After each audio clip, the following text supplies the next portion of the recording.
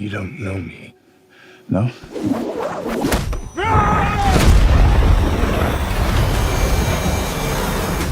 The second mouse gets the cheese. I'm here to thank you. You gave me the greatest gift that anybody's ever given me. Desperation. Honestly, I'm still trying to figure out what happened to the first mouse. Do the voice. Oh, very well. And you'll never see me coming. Oh! I told you! You have the wrong guy. Does he look like he can fight? Come on, bro.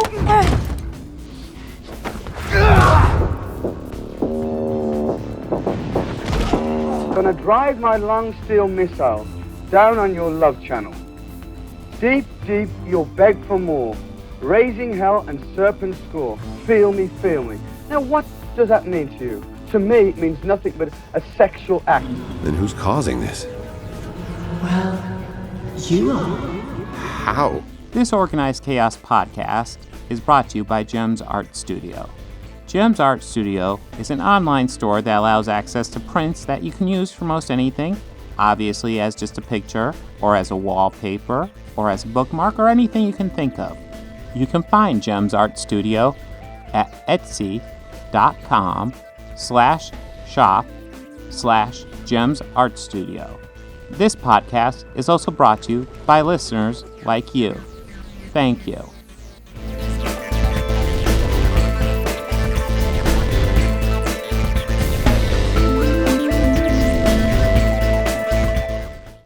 Yeah. Are you ready to do a little Iron Man 3 discussion? Yeah, let's talk about it. It's still very fresh in my mind. I rewatched it last night, as well as the All Hail to the King, which, God, Ben Kingsley cannot do a bad role. He's really done bad movies, but I don't think I've ever seen him do a bad job. Yeah, and I mean, when he cameoed in The Sopranos for that, I think it was like maybe one or two. It was probably just one episode, but like great in all of it. I kind of loved it as like, oh, Ben Kingsley, cool. He's in there. One of the guys wants to write a movie script. He writes a horror film, and he wants Ben Kingsley to play him. So he tries to court him while he's hanging out in L.A. It's like a few scenes that he only has with him. Like there's one where Ben's going around to one of those booths I guess celebrities have where they get free stuff. People give them free things. Yeah. And he's walking around with the gangster, and at the end, like a agent comes up, we have a 3:00. He's like, hey guys, looks like I've ate up all our time. I'm sorry. Bye. And it's just kind of funny, like, wow, that seems so out of character for how I've always seen Ben Kingsley. Yeah. Well, that aspect was hilarious, but him playing the character of Trevor. Yeah.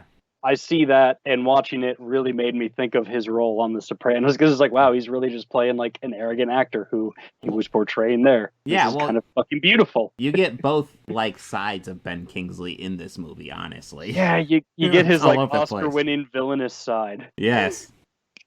I guess go over the story briefly. Yeah. Iron Man. This is the first movie immediately after the Avengers, which is probably why it brought in, I want to say, $1.2 billion. This movie was huge when it came out. Yeah, because this was like timeline wise, right after Avengers, and I want to say it's like maybe weeks or months after the events of it, like in actual time. Yeah, probably something like that. It's definitely directly short follows amount it. of time, because it's still like they said, like Tony hasn't been sleeping much. Mm-hmm.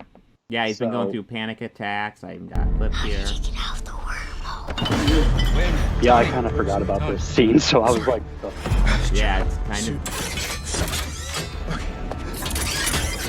No sign of cardiac anomaly or unusual brain activity. Okay, so it's he poison. was thinking it was the big one. Yeah. The diagnosis is that you've experienced a severe No, man, you fixed that anxiety problem. attack. Yeah. But yet you still had work done on your heart again. Yes. Well, he's going through panic attacks. Yeah. And then there's this guy called the Mandarin who's just threatening everybody. Got a clip of that one too. Yeah. Collect all the clips. There's just one Grabbing lesson clips left, President and grabbing Ellis, so clips. run away, hide, kiss your children goodbye, because nothing, not your army, not your red, white, and blue attack dog can save you. And yeah, The clips will be important because if for some reason you're one of the 5 people who haven't seen Iron Man 3, looking at the box office receipts, I think there's 4 or 5 of you who haven't seen this movie yet. Yeah, because I will admit, at first, this is one I passed on. Really? At first, yes. It wasn't really until the first Captain America film I did go to see that one in theaters. At the time, I wasn't too impressed with Downey. Okay. So I kind of was like, all right. And I was like, Thor's like, I've never really a big fan of his or like of the comics. So I passed, but I did watch Avengers, and that made me go, okay, I'll go watch those. Yeah, now that I think about it, you actually bring up something interesting, because now I see all of these in the theater. But I don't think I started watching them in the theater until Captain America: The First Avenger, because the first Iron Man, the second Iron Man, Incredible Hulk was all stuff I waited up for video to watch. Well, I did go to the theater for Incredible Hulk with Edward Norton's Incredible Hulk. Mm-hmm. And I enjoyed that one. I thought he did a great job. It's just Edward Norton happens to be stubborn. Yes. But I don't think I could see him in the ensemble cast setting, though. Yeah, I think Edward Norton does do a good job. At the same time, I feel like, in a lot of ways, Mark Ruffalo is almost a spiritual successor to Bill Bixby, much more than Edward Norton was. Oh, God, yes. It's like, it works really well with him. And Eric Bana was like, he was okay as Bruce Banner. It just nothing really extraordinary, in my opinion. There's lots of issues with that 2003 Hulk movie. It's not the cast. Let's be serious. The cast is actually pretty good. The cast is pretty good, but maybe not Nick Nolte, but everybody else is pretty good. Well, I mean, I'm going to argue that one with you. But really? Well, I say Nolte. I love Nolte and everything. I'm not against Nolte, but for me, it might just be his character too. Yeah, I kind of think like with Nolte a lot like I think of him a lot like Eastwood. I kind of feel that both of them can't do any wrong acting wise and like choicing. Mm-hmm. Though I think Nolte is way more comfortable in like 2 different types of characters, like the unhinged type, the crazy fucker, like Tropic Thunder type of crazy fucker, and Hulk. Yeah. But also he's really great at that serious, dramatic, romantic films like the Romance or Prince of Tides. Okay, I don't think I've actually sat down and watched Prince of Tides. That's the Barbara Streisand one, isn't it? Yeah. Okay. Bad. Actually, Babs ain't that bad of an actress. No, she's not. I've seen her. She's not. Yeah. She's pretty good. To my understanding, she's a complete diva, but yes, she's not a bad actress at all. No. From what I've also understood, she also has a really great sense of humor. Really? Really great sense of humor. Duh. But yeah, Iron Man 3, let's get back on that. So Tony has panic attacks. We have a Mandarin threatening people. So Iron Man has lots of issues with his suit. He's experimenting. I didn't get a clip of that because that'd be too helpful. Yeah, he keeps building different variants of the suit. I want to say in the Avengers he had Mark 7 suit, and then here we are not too long after that, and he's on his Mark 42nd suit. So there's definitely been an upscaling. The 42 was also a very nice touch. 42 Hitchhikers. Oh shit! I never put that together. Anytime I see it, I just make that association instantly. That like, might be it too, because that's. I mean, they could pick any number, but they chose that one. Yeah, they did pick any number. They could have had any number. It could have been 41 or 43, but they did 42. It could have been. It could have been 37. Now he needs to figure out what the question is. That's the issue. Yeah. But yeah, he keeps building all these suits. And it's just more of, as he mentioned to Pepper, the reason why he's doing all this is because whatever else is out there, I want to be ready. I don't know what it is, but I want to be ready. Yes. Also, we kind of have a little bit of a side plot going that plays in very heavy near the end. War Machine gets rebranding. Yes. As the Iron Patriot.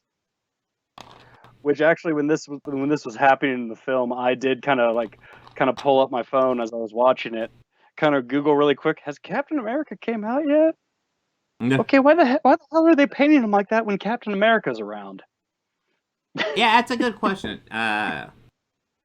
I think they did it just to bring him in as Iron Patriot, because it was an interesting choice, because in comic book, that's classically Norman Osborn that's Iron Patriot. Yeah. But they may have also been figuring, we're never going to have the rights to Norman Osborn, let's just have him in a different suit. At that point, yeah. yes, they thought that. Yeah. And they still might lose him, so. Well, I don't know. I mean, I think the mouse might, pull a power move. That's just true. Just buy Sony. Yeah. I mean, are you saying the mouse has money? I'm saying the mouse is literally made of money. Off the souls of children. Yes, to transport them through the many, many tunnels underneath both Disney World and land and Hero.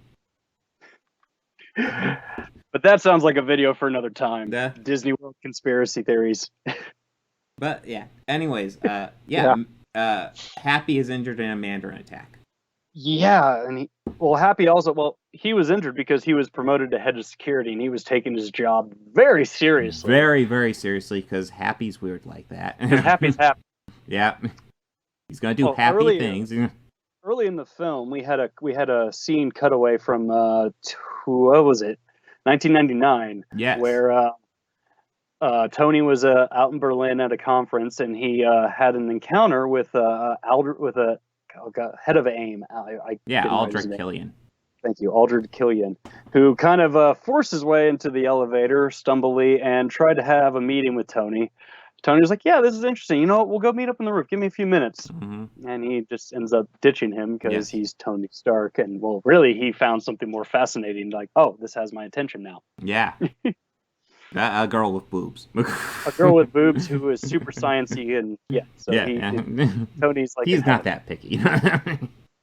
Yeah, but later in this, while we see Happy being promoted to head or as head of security, Pepper Potts enters Stark Industries for she has a meeting or somebody waiting to see her, and it is Aldrich Killian. Mm-hmm. He is talking about his new company that is doing well right now, called AIM. Mm-hmm. Which I know that in the Avengers game, AIM is pretty much your main bad guys the whole time. I know, just in comic books, whenever AIM's brought up, it's bad news. Yeah. So I think AIM to be the equivalent of our U.S. government. Sure. I mean, I'm basing that off of the game, too, so... Well, I mean, AIM is under corporate control, like our U.S. government. Okay, I see where you're going with this. Yeah. But, yes, he's got this new, essentially... it's like a device that you put behind your ear and it can map your brain. Yeah. And that's kind of cool. Yeah, it's kind of cool. He also has this security guard. The security guard is one that I guess he doesn't technically injure Happy, but he's involved with it. But the whole time you get this creepy and just dick vibes from this security guard of his. Just the whole time you're like, God, I hate this guy. Before you even know anything about him, it's like, oh, this guy's a fucker, isn't he? He just comes on screen. Fuck that guy. Yeah. What do you do? I don't know. He doesn't have a fist in his face. That's what he did. Hey, you're just kind of waiting for that hammer to drop. Yeah. Thor, where are you, big guy? So, Happy's injured. It all points to the Mandarin, so Iron Man threatens the Mandarin. One of the points that gets criticized in this movie is where he gives the Mandarin his address, which is weird, but at the same time, it's Tony Stark. I'm sure the Mandarin could find his address. It's also kind of a Tony thing, because he's kind of a dumbass. Well, it's also, he thought of it as a power move, too. Yeah, oh yeah.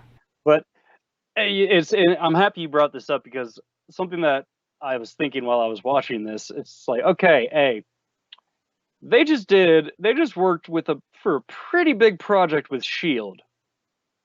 So you would think that, the moment, or even while he's giving his home address, you think that Fury would have been blowing his phone up. Yeah. Even the second he was talking to them. Or Coulson, that's right. At this point, Coulson's dead. Yes. Well, he might be dead again. They might, Agents of S.H.I.E.L.D. might be, multiverse might not be, so. Maybe, but still. We live in a world without Coulson. Yes. As far as movies are concerned, he's dead. Yeah, he's dead, yeah.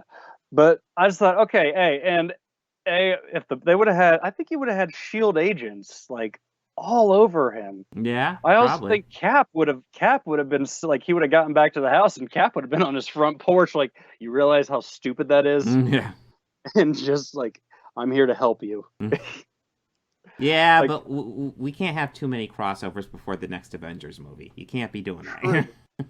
True, but it didn't stop Iron Man from invading Winter Soldier. Civil War. Or Civil War, yeah. Yeah. Was that? He's That kind was of Civil War. he gets a reference and that his name's on a screen in Winter Soldier, but he doesn't get an appearance. That's right. That's right. He is That's one of right. the targets of what is it called? Strike? I know it's Shield, Hydra. but Hydra. Hydra. Sure, yeah, Hydra. Hydra. Hail Hydra. Hydra? Who's that? No. Hydra. Anyways, I don't have my mug with me. Damn. Oh, that's right. But yeah, so Happy gets injured. Mandarin's doing it. Mandarin attacks Tony's house because he threatens him. And probably the worst thing about that isn't even so much that S.H.I.E.L.D. isn't there, is that Tony, like, he gave him the home address, and I kind of assumed Tony would have some sort of defenses set up. Yeah. But he didn't. He didn't. I kind of think his in-game move in that movie would have been the home defense. Yeah. Like, one of those would have been flying out the second a missile was detected within any proximity. Yeah, exactly. It's like he gets in a fight with Pepper. The girl he was hooking up with at the beginning of the movie, she's back 13 years Tried to later. say, Looks exactly the "Hey, same. we need to Shocking. Yeah. That's explained later.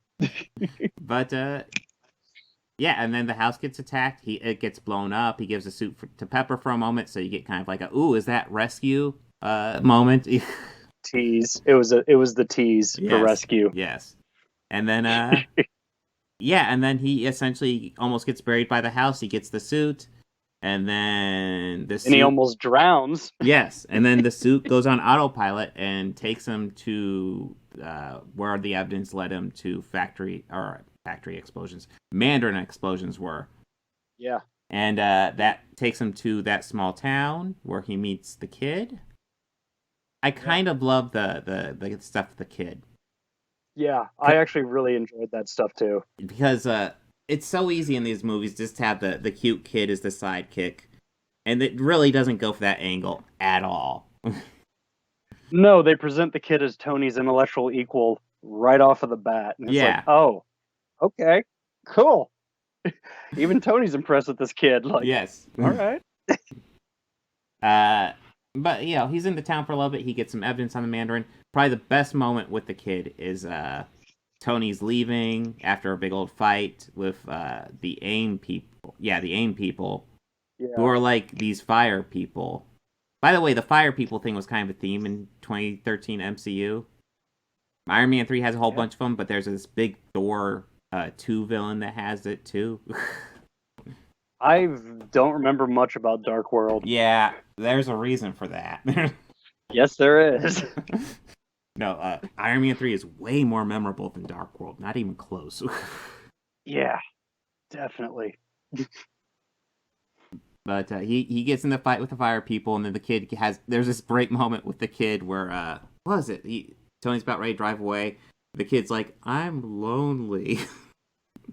It's cold.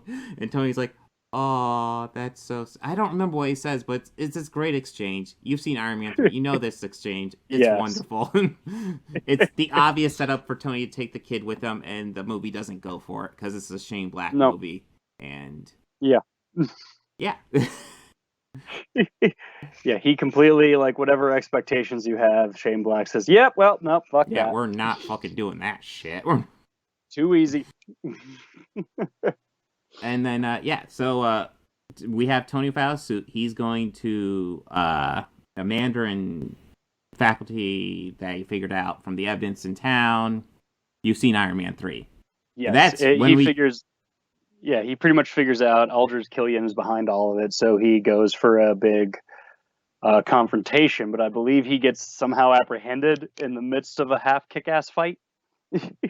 Well, yes, we haven't quite gone there. Yeah, that's right. When he goes there, he doesn't have his suit, so he goes to this like Home Depot or whatever, gets all these gadgets, And it's one of the coolest scenes in the movie where he just has all these random gadgets, exploding Christmas ornaments and shit. And he gets into the faculty fairly well. Yeah, he has those those electric gardening gloves. Yes. Just zap. Yeah.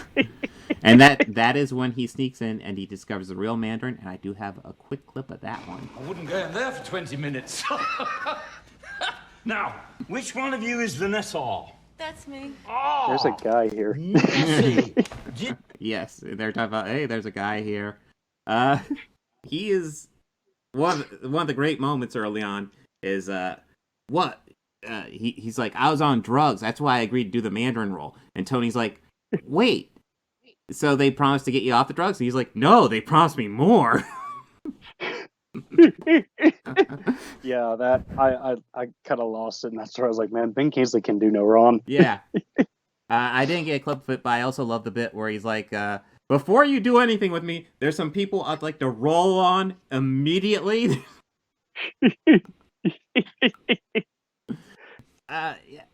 Ben Kingsley's awesome in this movie, but it's when he's like kind of surprised by the sight of the real Mandarin, that's when he gets captured.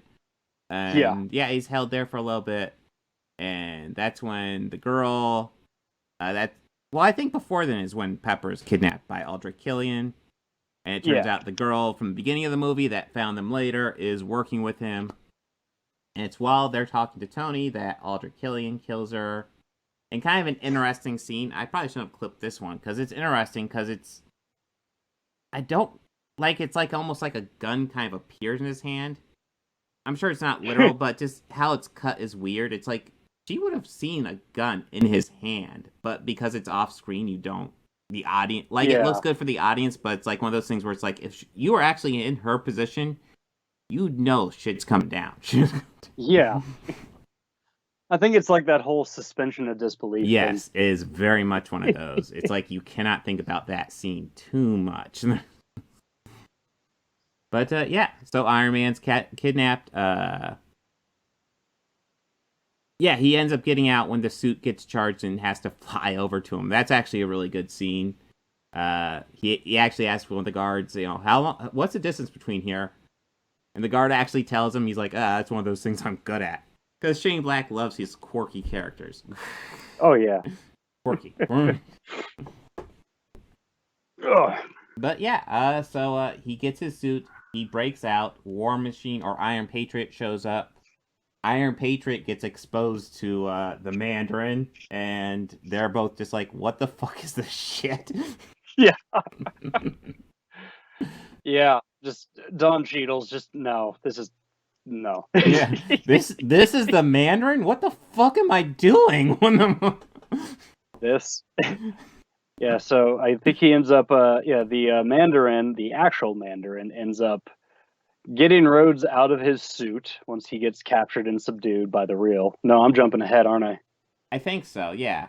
Yeah, that's I am jumping ahead. Because, yeah. God, when does that happen, though? Because they do get that suit. God, I just saw this movie the other day. Yeah, so did I. But okay, we're just going to say, you've seen Iron Man 3. They get the suit. Yeah, you've seen it. Yeah. He gets captured. They get the suit. They fly the suit to Air Force One to attack the president. This is one of the only... Why the hell did he board Air Force One if he could fly to it? Yeah, he could have. And what type of fucking protection is he going to give to the outside of that plane inside of there if that actually was Rhodes in there? Yeah. This happened, and I just kind of was like, wait a minute, wait. What good is he gonna do if it's a fighter jet attack? Yeah, exactly. Is he gonna jump out? What the fuck's he doing? Well, no, he's gonna go after the Harrison Ford latch that's on the bottom. The one where he kills Russians and gives them one-liners. Super useful to have a Harrison Ford hatch on your Air Force One. On it just says, in case of Gary Oldman. In case of a Russian Gary Oldman. Oh my god!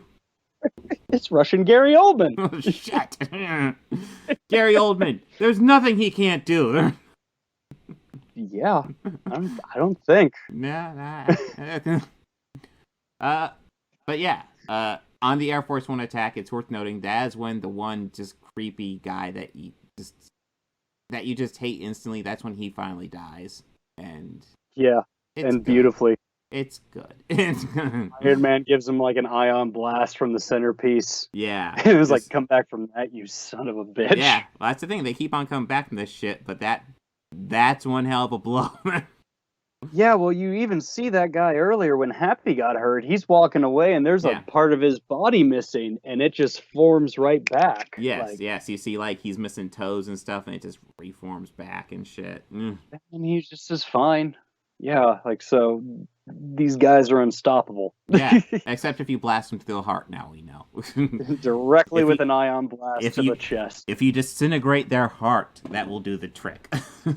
Yes. But yeah, and that brings us into what I thought was one of the best, another really good scene is the airplane rescue, where you have like 13 people falling. And that's done largely, practically, obviously, with stunt people. And it looks great. Yeah. It does. And I mean, I could tell it was like a lot of it was green screened and wire work and CGI. Yes. But visually, wow, that was a lot of it's practical too. A lot of it's people jumping out of a plane. Probably multiple takes of doing that shit. Probably, yeah. I mean, a lot of it did look like skydiving. Yes. I mean, I've never personally been, but I've seen GoPro footage. I haven't either, but yeah, they have a huge documentary, a huge documentary. There's a special feature, which I guess is a small documentary on the DVDs that I saw forever ago on it. But yeah, they talk about it. And yeah, it's largely practical, and obviously these are skydivers, not actual, like, random people, but... Well, no, but they had to pretend like they were freaking the fuck out. Yeah. These are people that know what they're doing.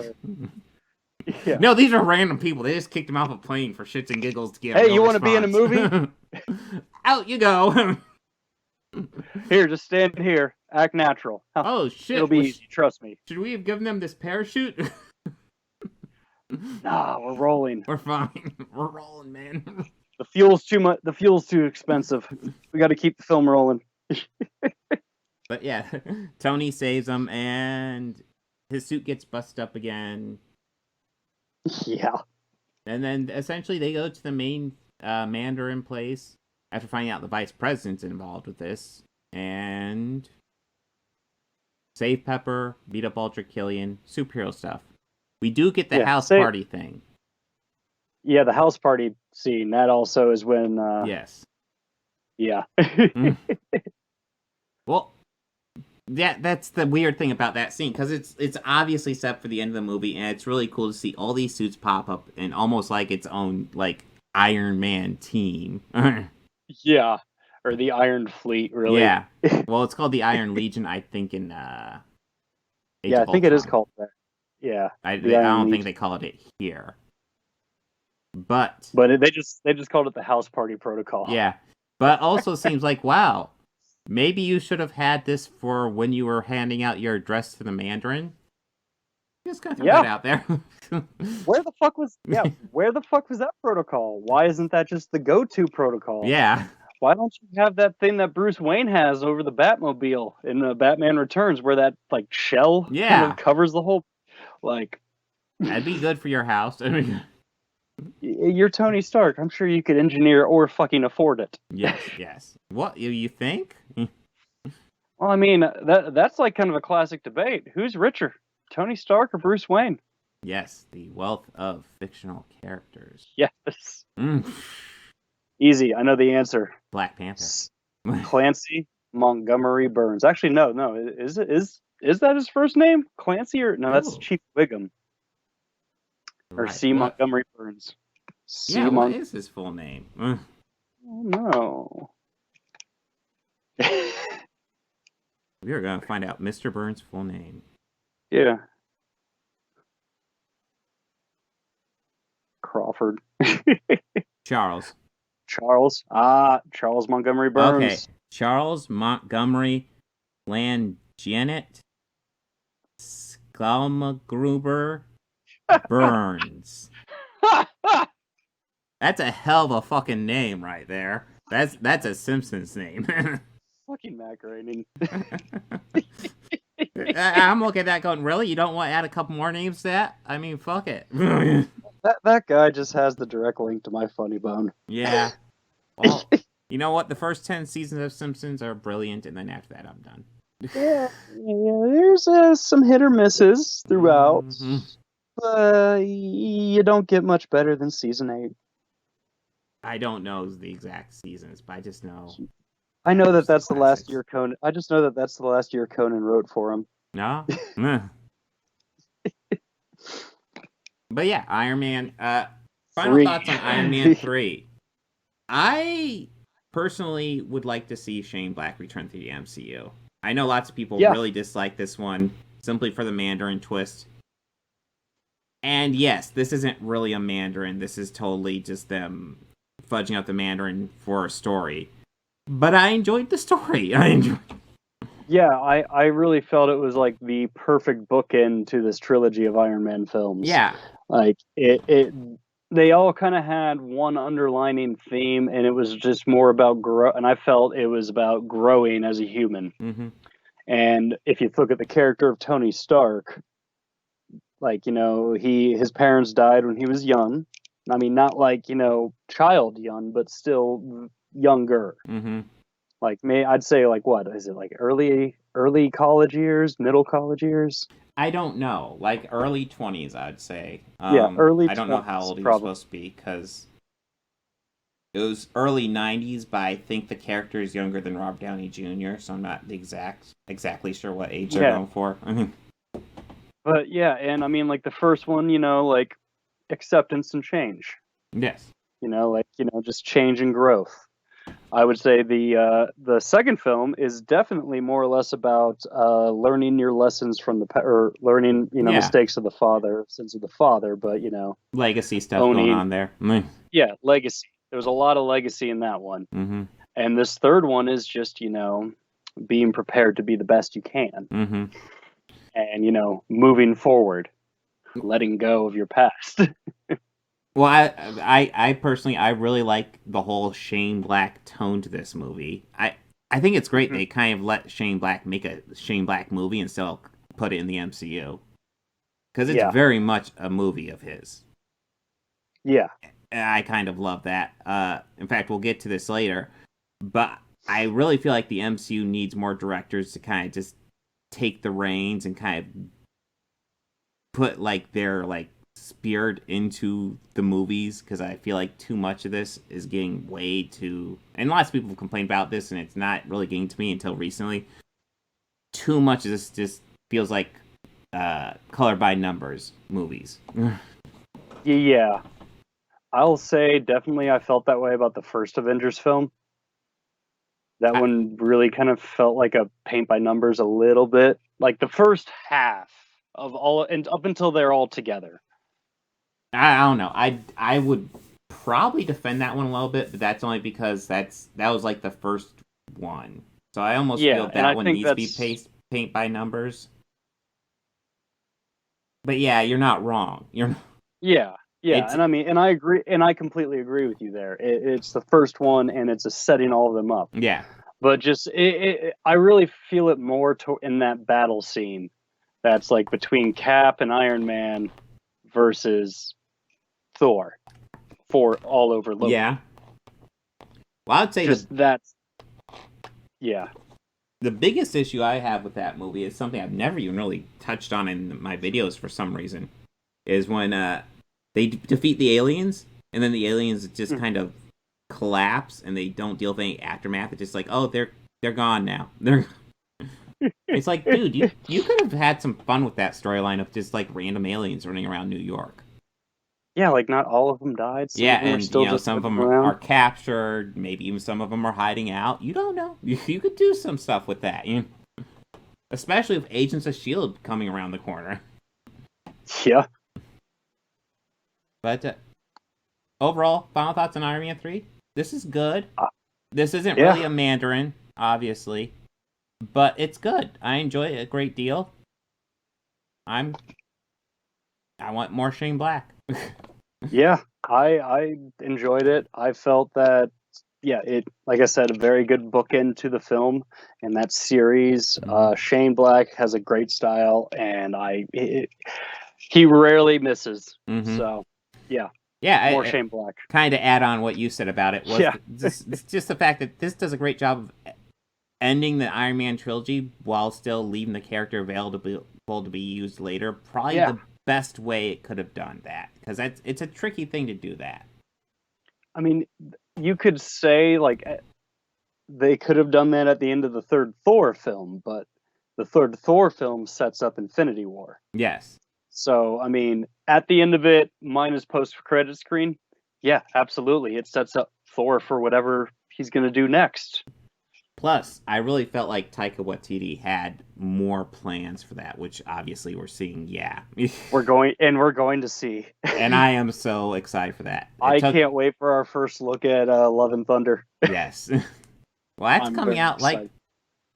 When does that come out? 2022, I think. Yes, it's sometime next year. Yeah. Like, they're doing 4 movies this year and 4 movies next year. And it's the next one is Eternals, Spider-Man. What's the early one? Love and Thunder? No, it's not. Oh, Doctor Strange, I believe, is the early one. That's right, Doctor Strange. And then... Is it Guardians? No, is it Guardians 3 after that? Maybe. I've been watching James Gunn's Twitter feed like a hawk, and I haven't seen him talk anything Guardians. I know that he finished the script a while ago. Yeah, it was finished, and then he was fired. Well, yeah, That's a fun story. Yeah, I'd seen a post about it recently, and it was like right before the premiere of the Suicide Squad. We are going to pull this up. Confirm. Okay, full release date. Just tell me. Oh my god. What does Wiki say? Wiki probably just has it in a nice streamlined way. Oh, probably. Alright. Black Widow, Shang-Chi, Eternals is November, Spider-Man No Way Home December, Doctor Strange 2 is March, Thor is May. Okay. And then Black Widow 2 is July, Captain Marvel 2 is November. Black Widow 2? Black Widow. Black Panther. Okay. That makes a lot more sense. I was going to say, they... ScarJo? Yeah, already? I thought she was still suing them.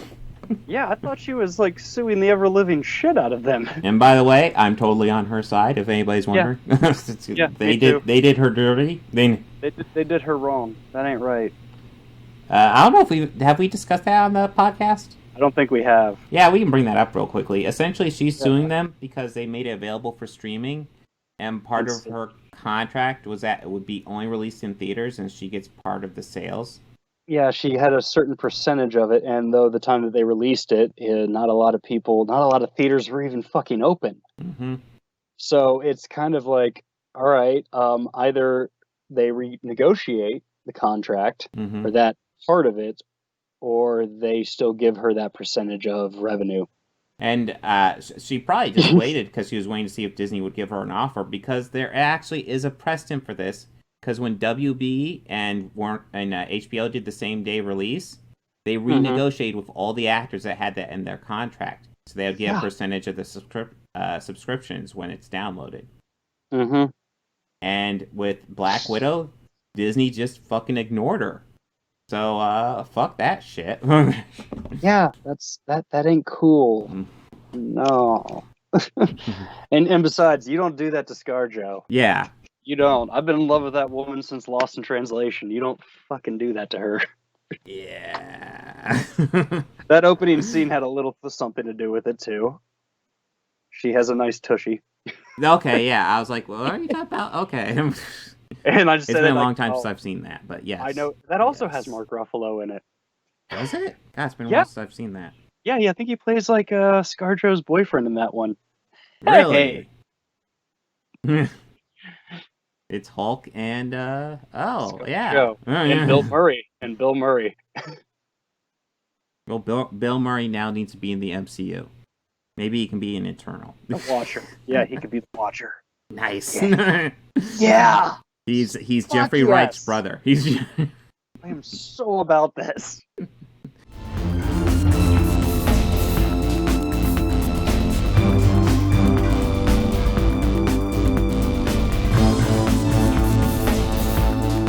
I want to go ahead and add some audio credits at the end here.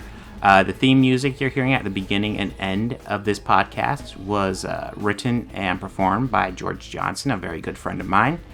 And my current Patreons are Fel Martins, David Lara, and Lindsay Pankhurst. If you'd like to become a patron, go ahead and follow the link down below. Anything you can provide would be incredibly helpful to this channel. We're barely limping by right now. I'd love to make this my full-time job, but I'm miles away from that right now. So any help you could provide, just $1 a month would be amazing. You know you want to. All your friends are doing it.